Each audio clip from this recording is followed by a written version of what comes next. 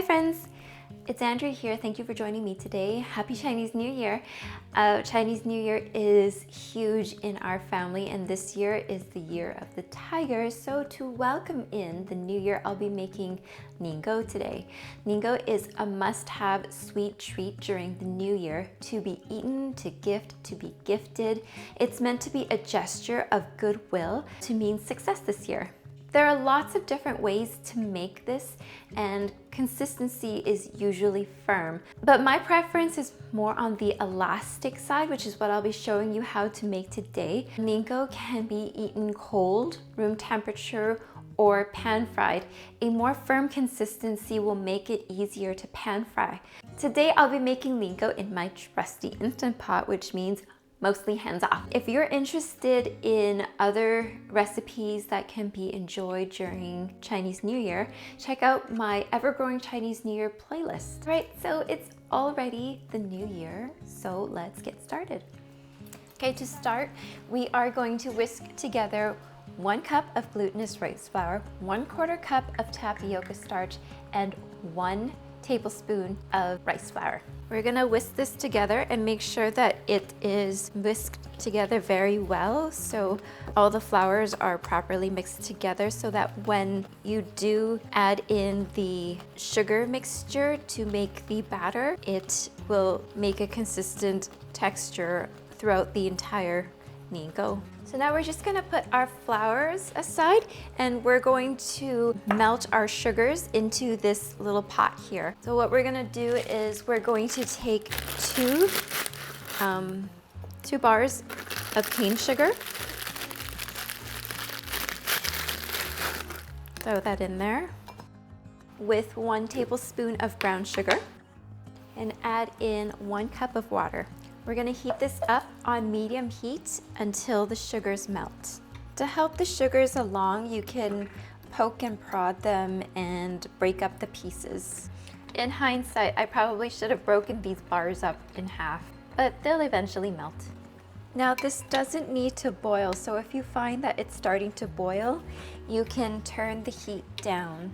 So we're just gonna let the sugars melt, and once they've all melted, you can't find any more sugar lumps in here, we can turn off the heat and add in a pinch of salt. Okay, so we have our melted sugar. Let the sugar mixture cool slightly, and then combine the sugar mixture with the flour mixture and stir until there are no more lumps. The sugar mixture is very hot at the moment, and if we combine it with the flour, it will cook the flour mixture before it gets a chance to actually turn into Nian Gao. So in a sense, I guess we want to temper the flours and the sugar water a little. So we're just going to continue this until all of our sugar is in our flour mixture and they're combined together. So I'm just going to go in with a rubber spatula here, just smush any lumps that might still be in there. So now that our batter is all lump-free, we are going to grease our baking dish. I'm just using any old flavorless oil here. This one is avocado. Make sure to brush the sides as well. Okay, so now that it's greased, I'm going to go ahead and pour our batter in. Okay, we're gonna try to give this another stir once more. Maybe get out as many bubbles as we can. I think I added in too much oil actually. There's oil on top of the Nian Gao here, and when it cooks, you're gonna see little oil bubble. So when you're greasing your dish, be careful. Don't over grease, just grease just enough. Sometimes you'll get an uneven surface on your Nian Gao, and that's because condensation from your cooking vessel collects and drips onto your Nian Gao to create an uneven surface. So what we're going to do here is we're going to heat up our water first, and then we're going to set our pressure cooker, and then once the water is boiling, we're going to put the lid on, and then that should help create a smoother surface. There's less condensation building as the water comes to boil. Okay, so we're going to set the pressure cooker on pressure cook high for 30 minutes. I'm gonna pour our water in and just let it come to a boil. Oh, and the beauty of cooking with the Instant Pot is that you don't have to watch it at all. So while you're waiting for your water to boil here, pull out your trivet and then place the batter on top.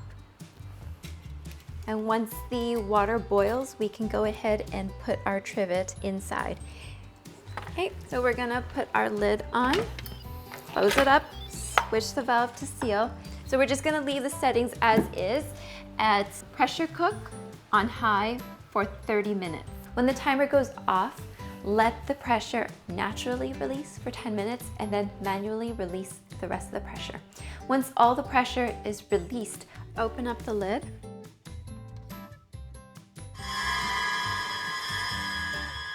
Unfortunately, some of the water did drip onto our Nian Gao, which is why you see that it's not a clean, smooth surface. But otherwise, it looks good. At this point, you can decorate the Nian Gao by sprinkling on some sesame seeds and placing a dry date in the center of the Nian Gao. Chill until cooled and enjoy. And here you have it, friends. Again, this sweet treat is usually eaten either cold, room temperature, or pan fried. I personally like it pan fried. I like how the Nian Gao gets all warm and gooey and soft between crispy edges.